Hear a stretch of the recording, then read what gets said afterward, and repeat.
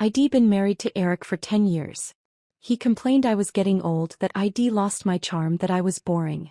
Almost every night Eric would come home reeking of alcohol, that I'd try to help him, but he'd shove me away, shouting, "Don't touch me. Go back to your kitchen." Eric's mom, who lived together with us, would yell from the bathroom in her impatient tone, "Rachel, why is there no toilet paper?" My 7-year-old son Mike tripped over his toy car and fell to the ground, crying and rolling around, all while cursing, "Damn toy car. I'm gonna smash it." I stood there, watching the chaos unfold in my home, and for the first time I felt completely hopeless. Before I left with David, I didn't tell anyone that I was disgusted by my husband, repelled by my son, and had always clashed with my mother-in-law. David was my neighbor, my childhood friend. Just like in novels, I never fell in love with my childhood friend, David. I ended up marrying Eric, a man I met much later. But unlike in novels, this was real life. 10 years of marriage to Eric, and what I had once thought was deep, youthful love had withered into mutual resentment. Suddenly, I felt a warm touch on my shoulder. It was David. That he was handsome, charming, and yet, contrary to his polished appearance, he was rebellious at heart. That I knew he liked me. Back in college he confessed his feelings, but I turned him down. That I had fallen for Eric at first sight. But David didn't distance himself from me. In fact, after I married Eric, he became my only friend. That I had been a stay-at-home mom for 10 years while David worked abroad for 7.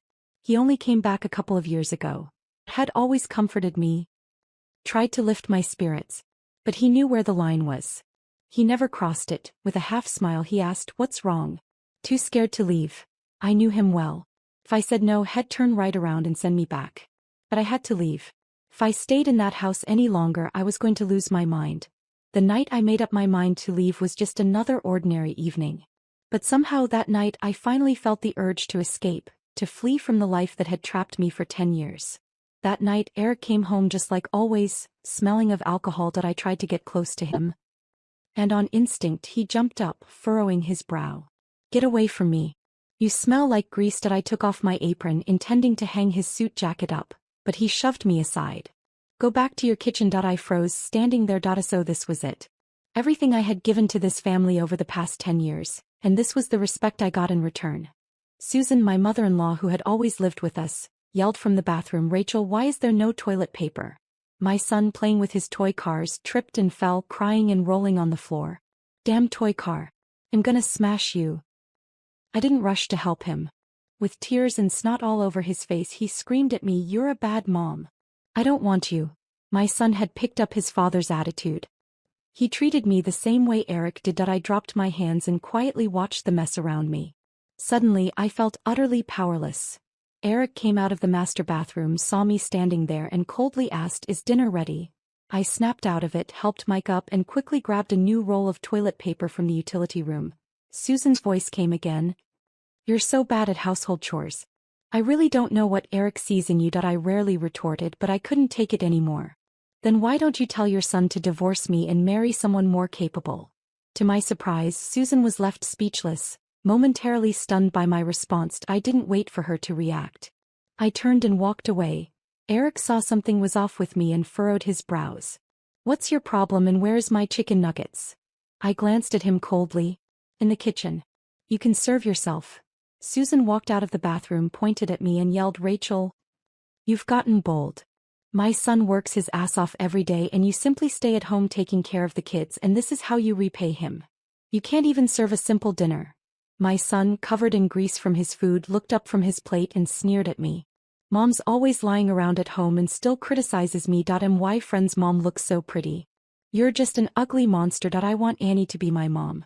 She's so nice and pretty." Annie was Mike's art teacher. I'd met her a few times. She was friendly, young, and beautiful. Mike had told me several times he wanted Annie to be his mom. I thought it was just a child's harmless fantasy, but it turned out he really hated me. I looked at Mike. This time I remained remarkably calm and said softly, "If you like her so much, let her be your mom." Mike froze, glancing at his father, unsure of what to do. Eric slammed his fork on the table, his voice rising. "What are you talking about? Rachel, Mike's just a kid. What does he know? He's your son. You will always be his mom." "Mom, go get the chicken nuggets." Susan shot me a glare but did as Eric said and went to the kitchen. Dinner was as quiet as usual, everyone eating in their own world. Only Mike occasionally made noise, struggling with a chicken wing he couldn't bite through. He pouted, looked at me and said, "Mom, help me tear the chicken wing." Mike was 7, but he still acted like a 3-year-old, unable to do the smallest thing without asking for help. If this had happened before, I would have gladly done it. I used to put him at the center of my world. But now, he only frustrated me. He even broke my heart. After a moment's hesitation, I reached out to help him, but Mike pulled back, annoyed. "Why are you so slow? I want Annie to help me instead." I set my bowl down, feeling my frustration build to a boiling point. Eric looked at me, then at Mike. "All right, let Grandma help you. Mom, help him tear it." Susan couldn't refuse Eric's request, knowing she relied on her son for everything. I rubbed my temples, feeling utterly exhausted. I did most of the housework every day. I understood Eric was tired from work. But I wasn't exactly idle either. All the small tasks around the house were on me. If I complained, they'd say I was just whining. But the truth was, before I became a housewife, I earned more than he did. But then I got married, got pregnant, and everyone around me insisted I take on the responsibility of the family. Everything had to revolve around the kids and my husband, and I sacrificed my career to stay home and take care of them. But what did I get in return?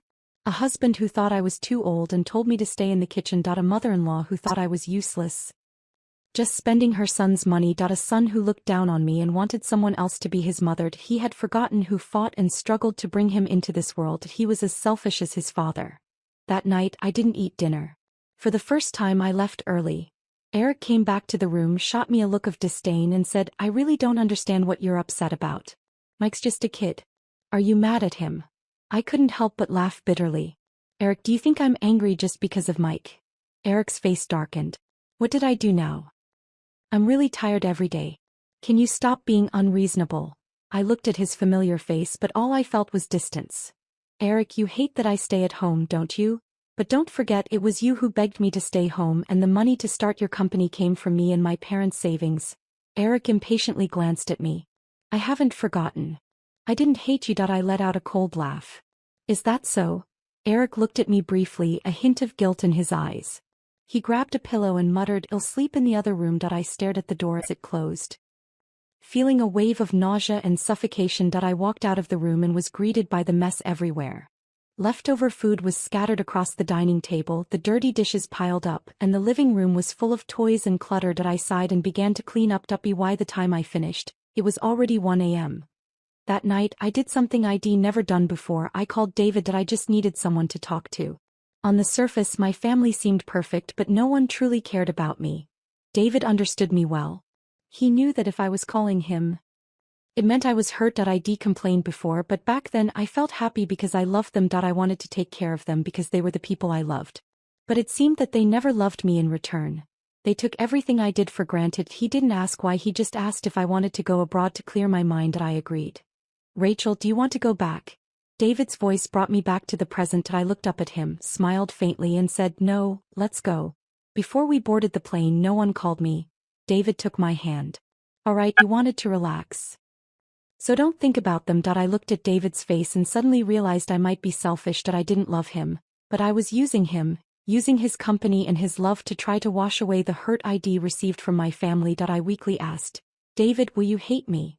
David's grip tightened for a moment, then he smiled again. "I'm just happy you thought of me first. I'm glad you called." We spent 3 weeks in Sri Lanka, and in those 3 days I didn't think about Eric or anyone else. I was so relaxed, truly at ease. I hadn't felt that happy in a long time. We started in Colombo, the capital, and then traveled to Dambulla, Kandy, Yala, Gal, and back to Colombo. On the first day, as soon as we got off the plane, locals performed a Kandian dance for us. It's a traditional dance performed at weddings, festivals, and for important guests. David and I visited a fish market, and when we arrived at the elephant orphanage, we sat by the river eating curry rice while watching elephants swim and bathe. Their innocence was a small balm to my soul. We also visited the Dambulla Cave Temple, home to exquisite 2000-year-old murals and statues. Finally, we went hiking on Horton Plains, a place known as the end of the world. It was so quiet, only the wind, the birds, and sometimes we'd encounter peacocks and deer. At 5 a.m., we drove through dense forests. We didn't spot any leopards, but we saw crocodiles, rhinos, monkeys, and all kinds of birds. I faced the wind, gazing at the clear blue sky and white clouds. It was in that moment I truly understood the meaning of "from now on the world is before me, pointing me to wherever I want to go." David stood at the edge of a cliff, suddenly shouting, "Rachel, you have to be happy." I watched his profile and for the first time, my eyes stung with emotion. I blinked, then shouted back, "David, so do you?" 3 weeks passed quickly and I had to return to the despairing days that awaited me. Before we parted, David took my hand. "Rachel, if you're feeling unhappy, come find me. I'll always be here for you." I ran into his arms, tears spilling from my eyes uncontrollably. When I got home, I dropped my suitcase and decided to finally have a serious conversation with Eric. Those days in Sri Lanka had given me a lot of time to think. And I came to many realizations that I couldn't stay at home as just a housewife forever. I needed to work. I had my own value and dreams. I cleaned the house again, and as I was wiping the door, Eric came in. He was holding Mike's hand, smiling broadly. The moment he saw me, his smile froze, his voice dropped low. "You actually came back." Mike ran over and pushed me. "Why did you come back?" "I wish Mom would never come back." I paused what I was doing, grabbed Mike's hand and said with a smile, "Mike, don't be so rude. In your mom. No matter what Mike said, he was still my child. I shouldn't. If Mom and Dad get divorced, I can have Auntie as my mom." Before I could finish, Mike shocked me with his words. It seemed that in Mike's eyes, I wasn't even worthy of being his mom. Eric grabbed Mike and ordered sharply, "Mike, go inside." I sat down on the sofa, feeling utterly bitter. I thought if possible I would still want to save this family. But I was just dreaming. I wrinkled my nose and spoke without thinking. "Eric, your cologne is really strong." Eric froze for a second before speaking slowly. "Maybe I accidentally got my assistant's scent on me." I laughed coldly in my mind. "Really? But it smells just like the cologne Annie wears." I had noticed that unique, sweet scent on Annie the first time I met her, and I remembered it well. Eric frowned. "You're overthinking it." I didn't respond, just gave a faint smile. "Rachel, where did you go with David this time?" I looked up, completely taken aback that Eric even knew my whereabouts. I thought he didn't care at all about what I did. But once again he was using David to pick on me. I shook my head and said, "Eric. David's been a long-time friend of mine. I don't like him and my relationship with him is purely platonic." Eric snorted. "So in these days you've been with him. What did you two do?" "Do close friends disappear for 3 weeks together? We never crossed any lines. These days I wasn't feeling well and he's the only friend I have in this city. He took me out to get some air." "What's wrong with that?" I could feel my anger building. 10 years. In the 10 years of our marriage, I hardly ever spent time alone with David. I was afraid Eric would get jealous. I've rarely met with David in person and most of our contact was through calls. And David even went abroad for 7 years because of my marriage. I had explained this countless times, but Eric never believed me. This time was the only time in the past decade that I went out with David alone, and we didn't do anything. Besides, what right did Eric have to criticize me? He was the one who betrayed our marriage first. Eric sneered. "You think I'll believe that?" We stood there in a stalemate when the door opened again. Susan walked in, arm in arm with a young woman. That woman was none other than the person Mike had been dreaming of as his new mother, Annie. Susan glared at me. "What are you two arguing about now? I could hear you both outside." Annie wore a white blouse and looked particularly gentle. She had a graceful appearance, a sweet voice, and gave me a slight smile as she greeted me. "Rachel." I looked at her, and I noticed the necklace she was wearing. It was from my favorite brand. Coincidentally, I had found it in Eric's pocket just a month ago, so it wasn't meant for me after all. The next moment Mike, hearing the noise, pushed the door open and came out. "Aunt Annie, you're so slow. Why are you only coming back now?" Annie gently patted Mike's head, showing affection. "Did you have fun at the amusement park?" I looked up, stunned, and stared at Eric. Did they really go to the amusement park together? I had wondered why Eric was so bright and cheerful today. Turns out it was because he had met someone he liked. Eric didn't even glance at me. His gaze was entirely focused on Annie. It finally hit me without me realizing. They had become a real family, and I had become the outsider. I didn't say anything else, just grabbed my still-packed suitcase and headed to my room. I was almost relieved that the first thing I did when I got home was clean the house, not unpack my clothes. I couldn't bear to stay here any longer. When Eric saw me dragging my suitcase, he even laughed. "Rachel, what are you throwing another tantrum about? Are you planning to go find David again?" I looked at him. "What's wrong with leaving?" "I won't interrupt your happy family." Annie glanced at Eric, then spoke. Rachel, did you misunderstand something? I snorted. You're wearing a necklace my husband bought. And you say I misunderstood? Eric shouted angrily. Enough, Rachel. I didn't say anything when you went out with another man. What gives you the right to be upset? I stared at Eric in disbelief. So, just because I'm married, I'm not allowed to have any male friends. And what's more, nothing happened between David and me. Why did Eric keep insulting me like this? But now, I didn't want to explain anything to him anymore because no matter what I said he wouldn't believe me. Fine, Eric. If you want it that way, then let's get a divorce. Eric didn't expect me to say the word divorce. His face instantly darkened. After a pause he looked at me coldly. Rachel, don't regret this. I smiled, feeling strangely relieved. I've already scheduled an appointment with a lawyer. We'll meet tomorrow. I glanced at Mike. He was afraid I would take him with me and hid behind Annie. I smiled at him. Mike, don't worry. From now on, I'm no longer your mom. I shifted my gaze to Annie. She looked away, her eyes full of guilt. But honestly, I didn't care about the affair between her and Eric anymore. Annie, congratulations. Susan, seemingly not believing I would actually divorce Eric, said something before closing the door. Eric, don't worry. Rachel won't dare to divorce you. He's just a useless woman. Who would want her? I didn't hear Eric's response, but I was sure he thought I would never go through with it. But this time, I was serious. I grabbed my suitcase and headed for the hotel. I didn't even take off my shoes. I just collapsed onto the bed. For the first time in years I had a good night's sleep.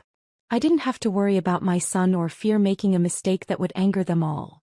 When I woke up it was already morning. David had called me multiple times. I called him back and the phone connected quickly, but to my surprise it was a child's voice on the other end. Hello, is there something you need with my dad? Wait, my dad? When did David get married? Why hadn't I known? At the cafe. David walked in holding a child's hand. He smiled and asked, Rachel, have you been waiting long? I smiled and looked at them. Not for long. By the way, this is my son Jerry. Jerry, this is Rachel auntie. Jerry looked about the same age as Mike, but he was much cuter. He was polite, always giving me sweet smiles as if he really liked me. I looked at David, still feeling somewhat confused. But this was David's private matter and I didn't want to ask. However, David spoke up on his own. Rachel, this is my adopted child. I nearly spit out the water I was drinking at his words. You? What? I asked, stunned. David looked at me seriously and then grinned. My dad always hoped I'd have a child, but I didn't want to get married. I coughed twice. But didn't your dad get mad when you adopted a child? Don't worry. Jerry's so lovable that my dad keeps asking me to bring him home. Jerry raised his hand obediently. Rachel auntie, don't worry, Grandpa likes me a lot. I couldn't help but smile at Jerry. He was so adorable. Just then my phone rang. It was Eric. David glanced at me but didn't say anything. I answered the phone. Is there something you need? Eric /S voice was a bit raspy. Where's the black tie? In the first drawer on the right side of the closet. I didn't bother masking the coldness in my voice. You called me just for this. There was a long silence before Eric finally spoke again. Wait, where's Mike's water bottle? I furrowed my brow. Eric, enough. You're asking me about a water bottle. His voice grew louder. Rachel, don't forget we're not divorced yet. If I don't ask you, who should I ask? Right? Thanks for the reminder. We're not divorced yet. Eric's tone shifted, oddly more cheerful. Good. As long as you know. I sneered. Oh, I know. I'll see you at the lawyer's office this afternoon. I could almost picture Eric's expression on the other end. His free babysitter was finally running off, and I was sure he was furious. As expected, Eric's voice turned dark again. Rachel, are you serious about divorcing me? Eric, don't forget. You agreed to it yesterday. What about your beloved son? You just don't care anymore. Mike broke my heart. Sometimes I thought I might be better off without him. I replied coldly, I don't want Mike either. He's all yours. Don't worry. I have no regrets. I could hear Eric's heavy breathing before he abruptly hung up the phone. I put my phone back in my bag and looked up to find David and Jerry staring at me intently. I froze for a second, then smiled. What's wrong? Jerry came over and hugged me.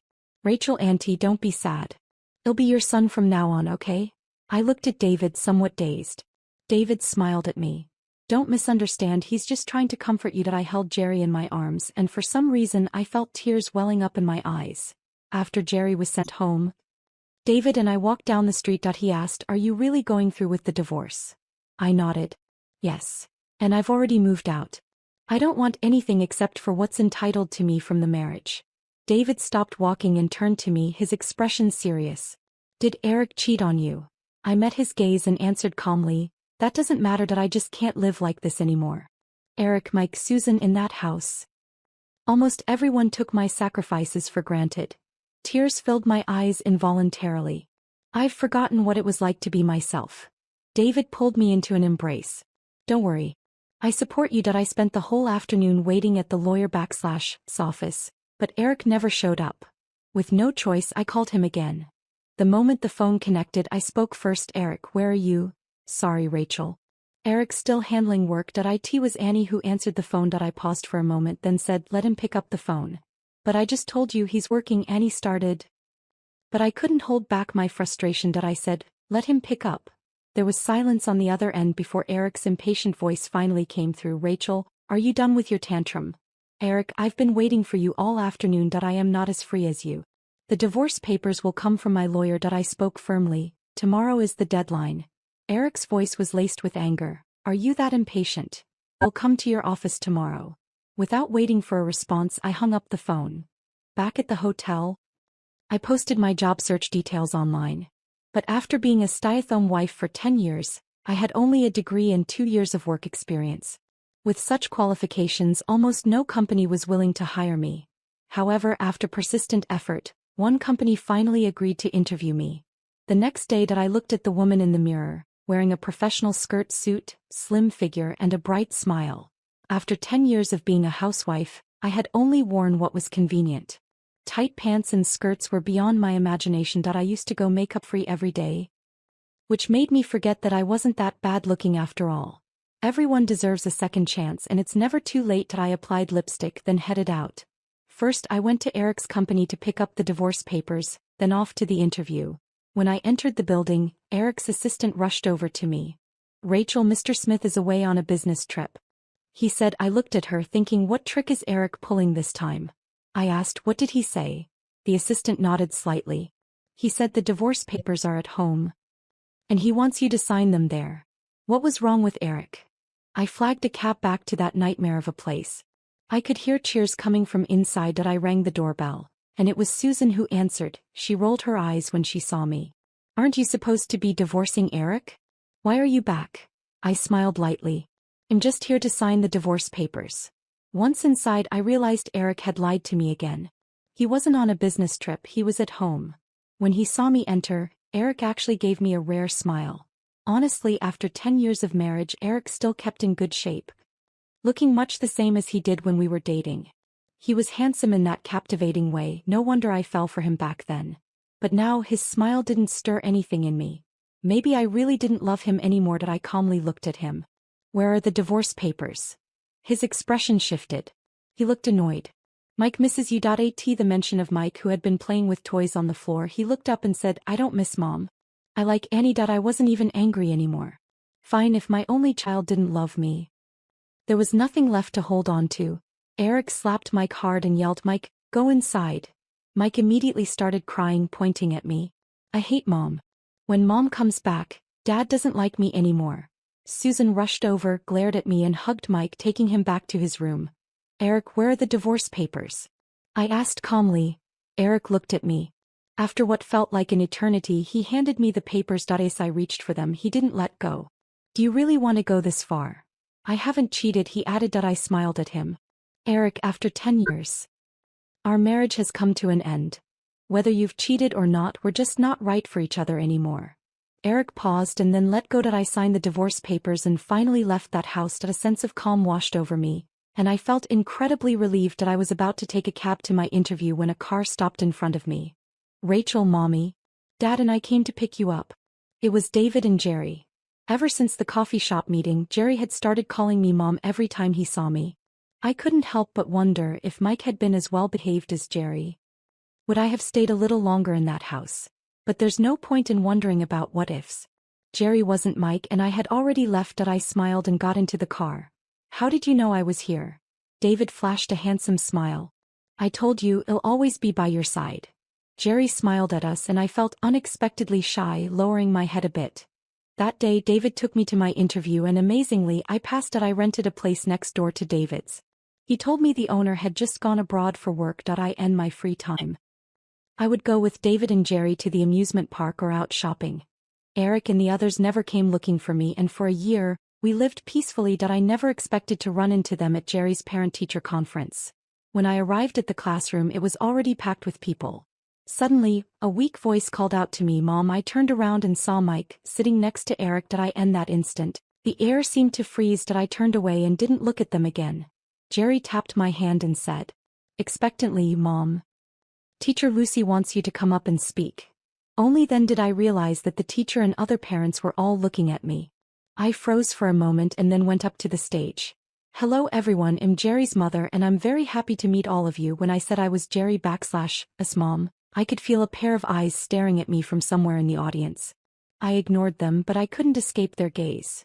After the parent meeting, I took Jerry's hand, ready to leave. Jerry asked, "Mom, why didn't Dad come?" I looked down and smiled. "Jerry, Daddy is really busy with work.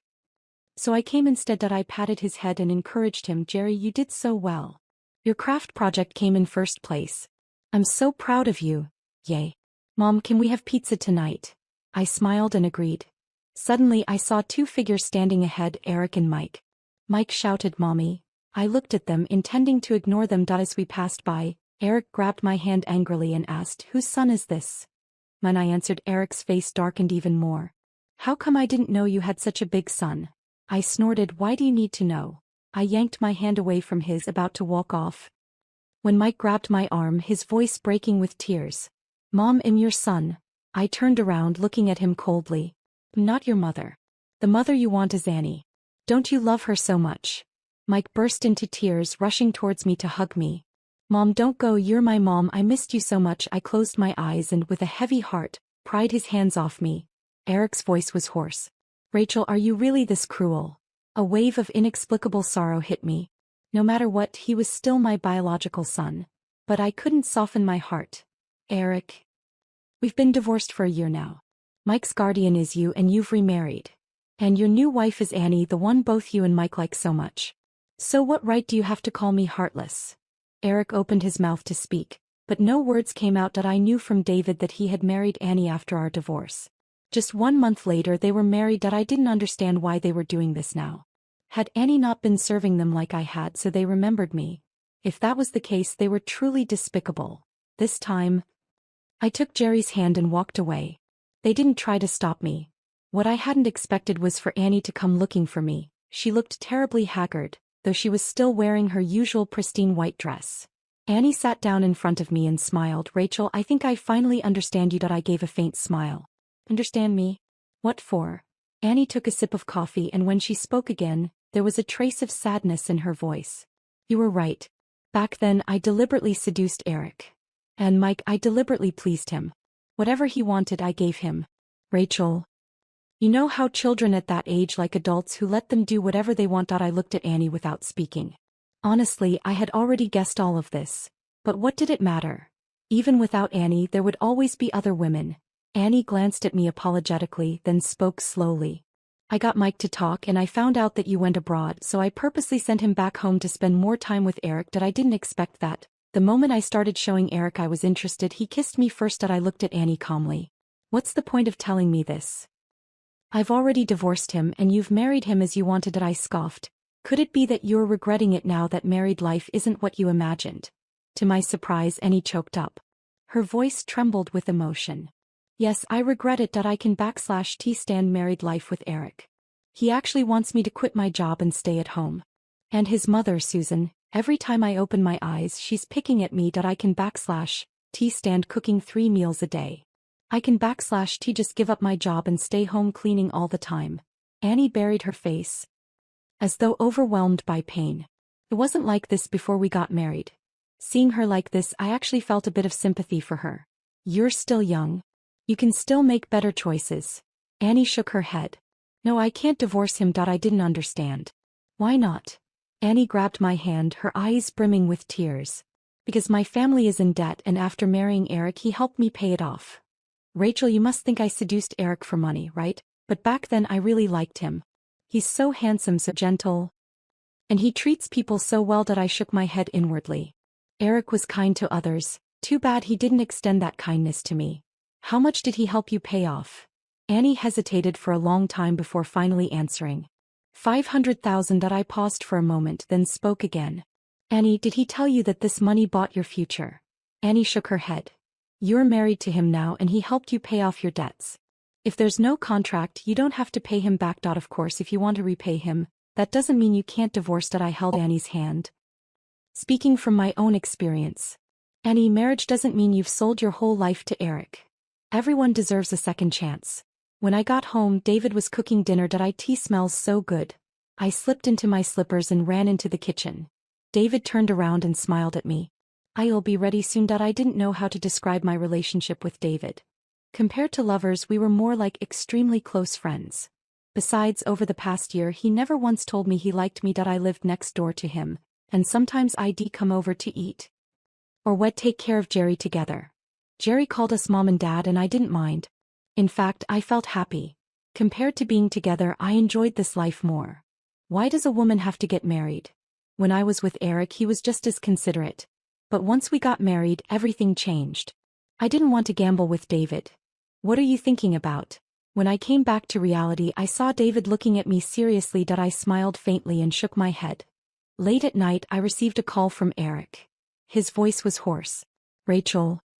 I miss you so much. I was stunned for a moment. Eric, what's wrong with you? I don't know. I just really miss you. And Mike, he misses you too. I responded coldly. Eric, stop calling me. We both need to move on. There was silence on the other end for a long time, so long that I couldn't even hear Eric's breathing. I raised my voice. Eric? Eric. A weak voice came through. I'm here. I sighed, trying to sound normal as I spoke. Please let me go. You might regret it, but I don't. I am happy now, really happy. Can you please stop bothering me? I heard a choked sound. Was Eric crying? All right. I hung up and lay in bed for a long time, unable to sleep. The next day I went to work with dark circles under my eyes. When I got to my desk, Annie sent me a message. Rachel, I've divorced him. I paused for a moment, then replied, congratulations. Eric seems to miss you a lot, and Mike, he cries every day asking to see you. When Eric's mom talks about you, Mike rebukes her and tells her not to say those things about you. So Rachel, you really can't. I understood what Annie meant, but unfortunately it was already too late. Annie. You can't fall into the same trap twice. I sent the message and Annie didn't reply. After work, I saw Eric standing in front of his car, arms crossed. It seemed like the phone call wasn't enough to make things clear. He wanted to do this facetto face. As soon as he saw me, Eric stood up straight. Rachel, I took a step back. Do you need something? Eric looked at me with a hurt expression, but unfortunately, I no longer felt any emotional response to him. After a moment, he spoke as though expecting some praise. I've already sent my mom back to her hometown. And I've gotten a divorce. And Mike understands your difficulties now. He won't say anything hurtful anymore. So, will you come back with me? Hearing this, I couldn't help but laugh. Eric, are you serious? Do you really think the problems between us can be solved? Eric became agitated and grabbed my hand. Why not? I pulled my hand away forcefully. I don't love you anymore. That's the key issue. Eric shouted, but I love you.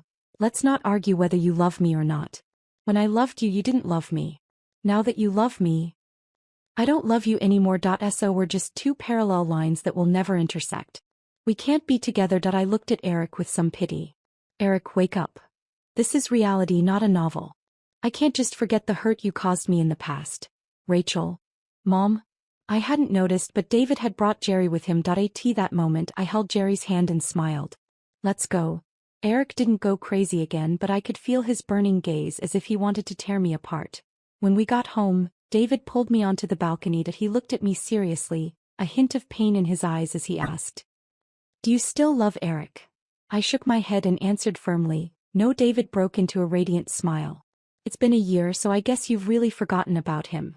Then Rachel, can you give me a chance? I froze. So all this time had been trying to help me forget Eric. I never thought I'd expect this moment, but it was David after all. I lowered my head and said, if you change, I'll leave. Life isn't about living without love. I just wanted to give myself another chance. David pulled me into his arms. I won't let you regret it. Trust me, okay? I felt like I wanted to cry. But I smiled and said, okay. And just like that we began a life full of hope and beauty.